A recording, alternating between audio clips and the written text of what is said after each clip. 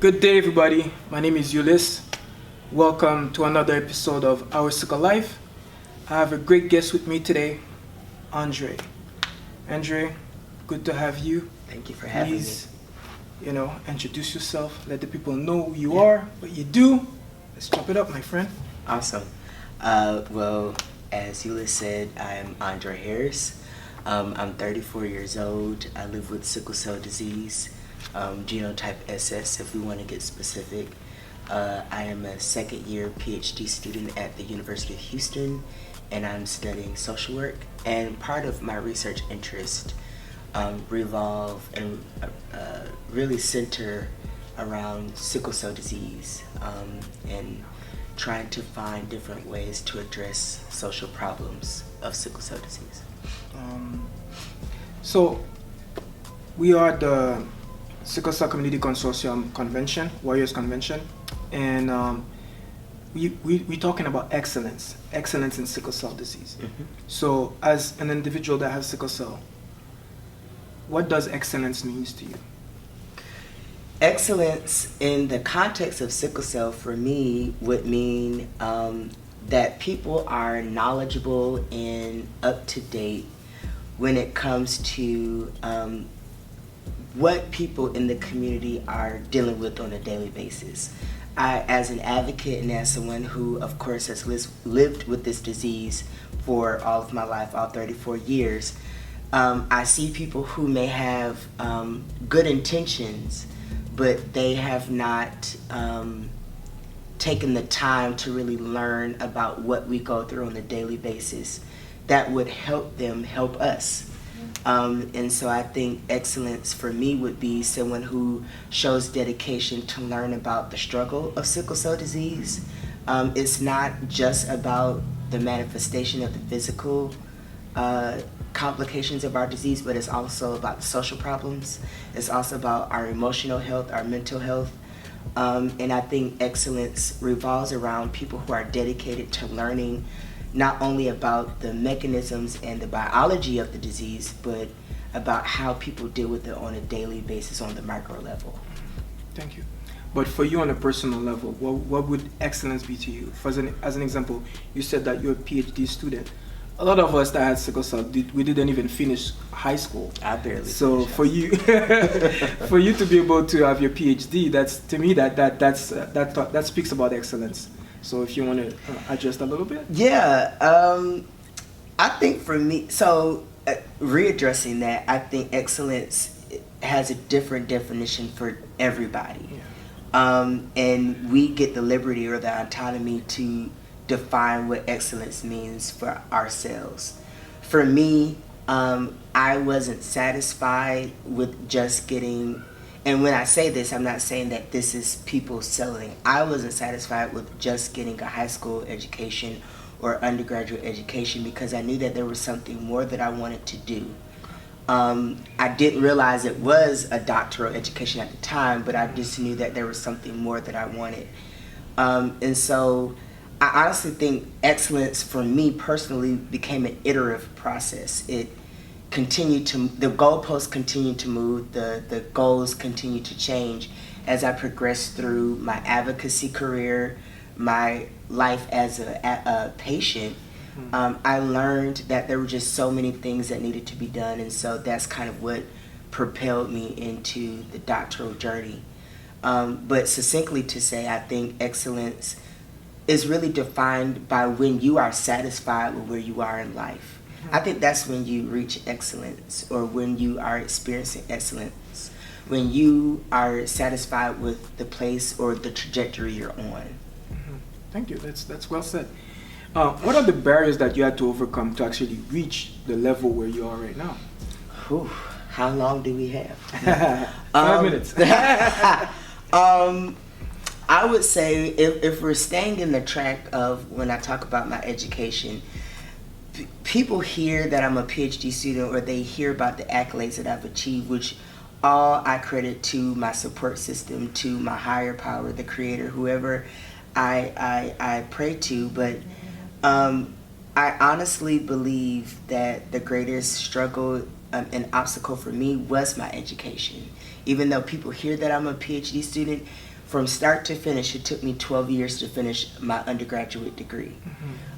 So it wasn't just, you know, It didn't happen overnight. straight, yeah, it didn't happen overnight. And I think that's one of the things. I try to be very transparent, not only about my accomplishments, but also my failures. Because I think sometimes we see so much of the positive of what people experience and not see the negative, and we get a warped view of their life. But that being said, I think the biggest hurdle was my educational journey. Having a chronic disease like sickle cell disease, sometimes you can't come to class. Sometimes you're in the hospital. Sometimes you may be out because you had surgery. Whatever it may be, and that impedes on you being able to complete assignments, attend class, whatever it may be. And so that has been the biggest challenge for me right now as a PhD student, is trying to maintain that excellence also while I am in that program. Okay. That's a good segue. I would like to ask you, what is the one thing that sickle cell has taught you, you know, in life in general? I think that also is an extension of what I just said about my educational journey. Sickle cell has taught me not only how to advocate for myself, but it also has taught me that my trajectory, my pathway, my timeline, whatever you want to term it, is mine alone. And, you know, when I was in high school 20 years ago, I said by the time I turned 30, I was going to have a house, a car, I was going to be married. You know, you had lofty hopes and dreams. Some, many of them I have not achieved by 34. Like I said, I'm 34.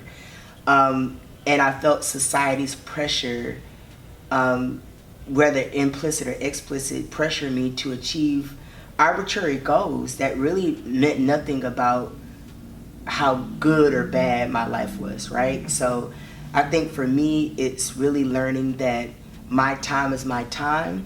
Whenever I finish school, it's just whenever I finish school. Whenever I get married, if I so happen to do so, is whenever I get married. Whenever I accomplish whatever goal that I have for my life is whenever it is for me. And if it doesn't happen when society wants me to have it happen, it doesn't mean I'm a failure.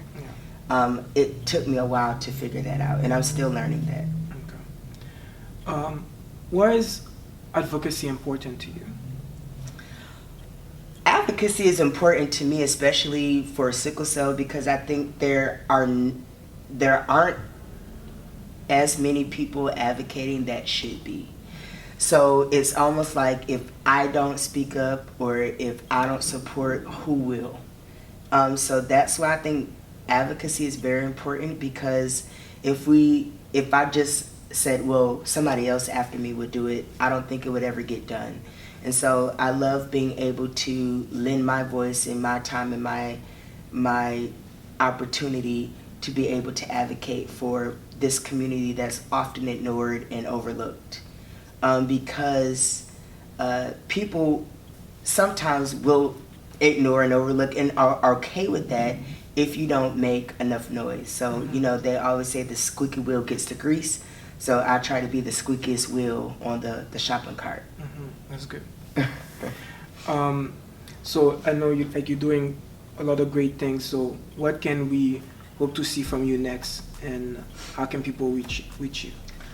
I hope I graduate next. So they could expect that from me. I'm kind of midway within my doctoral journey, so in the next couple of months I should be able to start working on my dissertation proposal. And if people want to connect with me or follow me, you could definitely search in any social media app, André Marcel Harris. They should be able to find me, LinkedIn, Facebook, Twitter, all of that, and keep connected with me. And that's really where you'll see any updates. I try to be, one thing about being an advocate and one thing about doing what I do, I try to be transparent so that people can be able to follow my journey and be inspired by my journey. So I definitely encourage everyone to keep up with me on social media.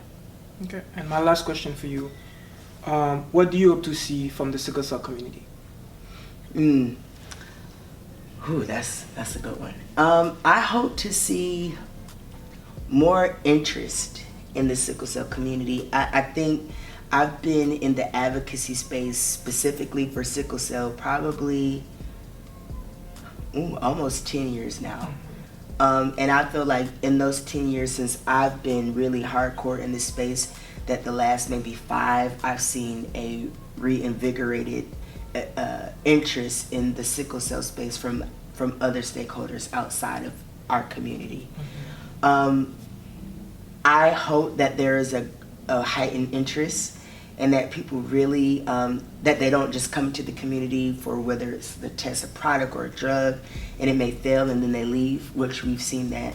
But I want to see people, whether their product or their drug or whatever it is that they're developing fails or succeeds, that they are committed to staying in our community, good or bad, you know, whatever happens, happy or sad. So I'm hoping to see that, and I think we will. All right. If you have a call of action, what would that be? If I had a call of action, anyone listening, I would urge everyone to find someone in their local community who may have sickle cell, find a community-based organization, find a clinic, a hematology oncology clinic, volunteer. I'll just say very quickly, as someone, of course, who has it, I remember being a child with sickle cell, and a lot of times we were in hematology oncology clinics, and I would see the children with cancer, and people would always go volunteer. We didn't have the same type of atmosphere in the sickle cell clinics. Like, we didn't have people volunteering from, you know, the fraternal and sorority organizations that I saw in the cancer clinics. We didn't have the churches and the other community organizations come. You know, it was our parents and our family members that came to visit us. It wasn't people coming to bring us food or teddy bears or toys and clothes. Things like that make a big impact, especially in a child's life. But also, I think we ignore the adult population with sickle cell a lot. You know, volunteer and find someone who's an adult with sickle cell. See if they need to eat, cook for them. You know, those small things that we ignore go a long way, and that's a call of action I would pose to whoever's listening. Well, thank you very much, Andre. I really appreciate you. Thank you. Appreciate Keep up the good work that you do. I'm gonna try. Looking forward to see you again soon. Thank you, sir. All right. Thank you. Awesome. Okay.